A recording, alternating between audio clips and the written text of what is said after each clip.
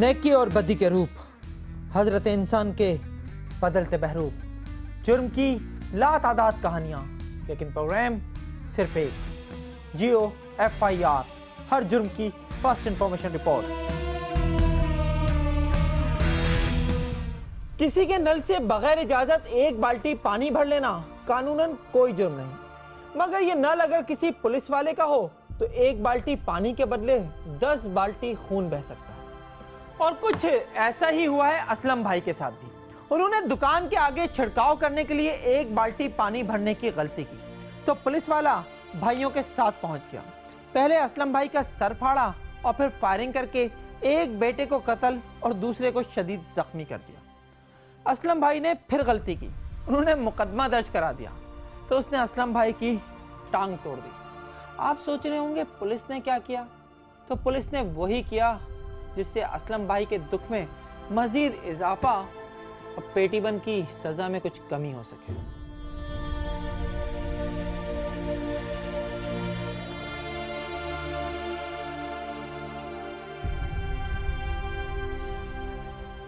हमने DIG, IG, SP सबसे गुजारिश की है भाई, मैं मजलूम और गरीब आदमी हूँ, एक कारपेंटर होकर मैंने क्या करना है, किसी का क्या कर सकता था मैंने, मेरे से किसी ने पूछा, कोई हमदर्दी का दो लफ्ज नहीं बोल।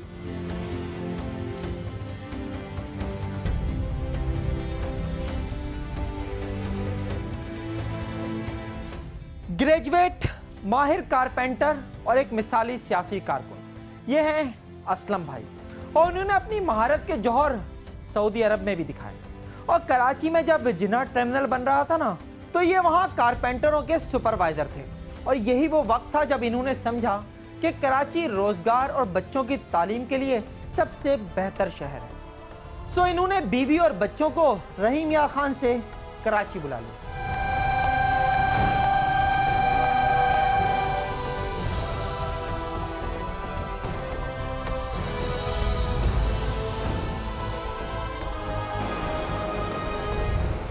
डरने वाला आदमी नहीं हूँ, मैं बुज़दिल नहीं हूँ।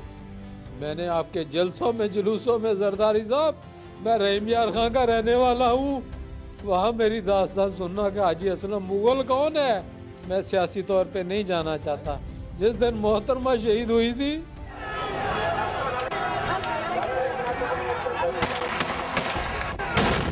हमने 8 दिन 10 दिन रोटी नहीं खाई थी, हम लोगों ने नहीं खाई थी। हम किस किस का नाम लें, क्या क्या करें? आपके बेटी हुई, मैंने बेटी का नाम आसपा रखा।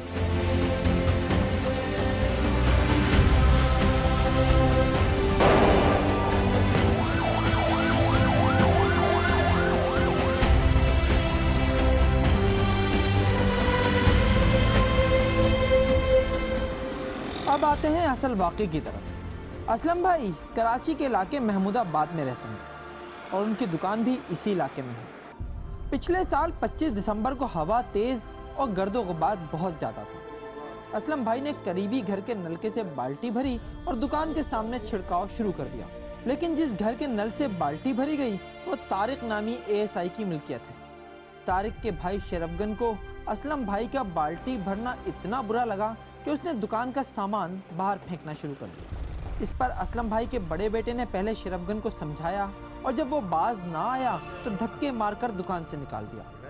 किस्सा बज़ाहिर खत्म हो चुका था, लिहाजा असलम भाई का बेटा घर जाकर सो गया। लेकिन नहीं, किस्सा तो अब शुरू हुआ था।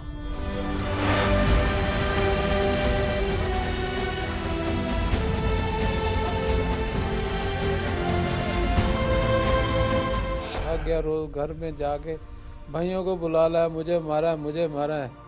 उसमें तारक ASI, खुर्शीद और शेर अफगन और 7 दीगर साथी आ गए।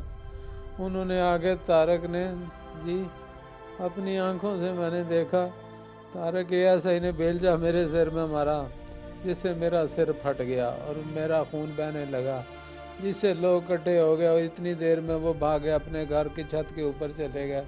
मैं और बड़ा भाई शराज घर पे सोए हुए थे।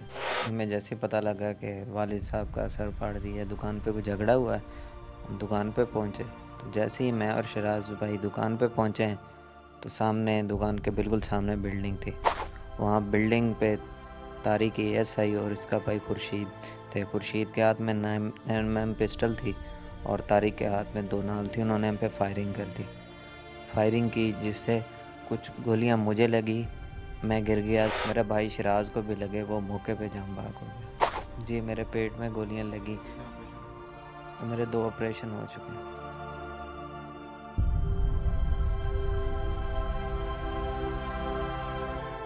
इस वाक़े का एक और अलमनाक पहलू भी है, और वो ये कि मकतूल शहराज की 2 माह बाद, जी हाँ सिर्फ 2 माह बाद शादी होने वाली, और जब उसका जनाजा उठा तो आंसू बहाने वालों में सिर्फ माँ बाप और भाई बहन ही नहीं, वो लड़की भी शामिल थी, जिसे दुल्हन बने बगैर ही बेवगी का दिल खराश सदमा झेलना पड़ा है।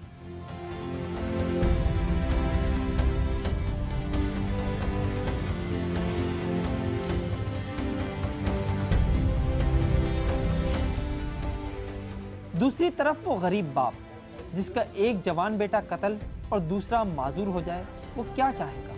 यही ना कि कानून के रखवाले आएं और उसे इंसाफ दिलाएं। मगर नहीं, जिस केस में पुलिस वाले खुद मुलविस हों, उसमें सजा मुल्जिम को नहीं, मुद्दई को भुगतना पड़ती है। सो असलम भाई के साथ भी यही हो रहा है।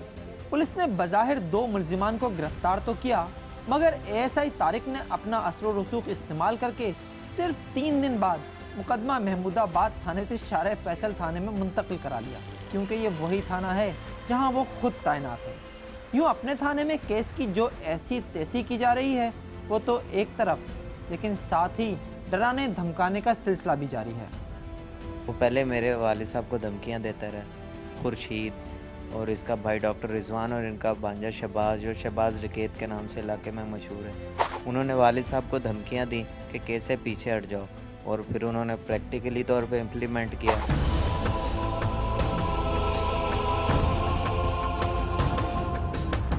30 जनवरी को भाई मैं यहाँ से जा रहा था अपनी गाड़ी में, बाइक में मैंने मोबाइल डलवाया। वहाँ पे ये चंद लोग थे जिसको मैं रिजवान को पहचानता हूँ, मूछें लंबी लंबी मूछों वाला।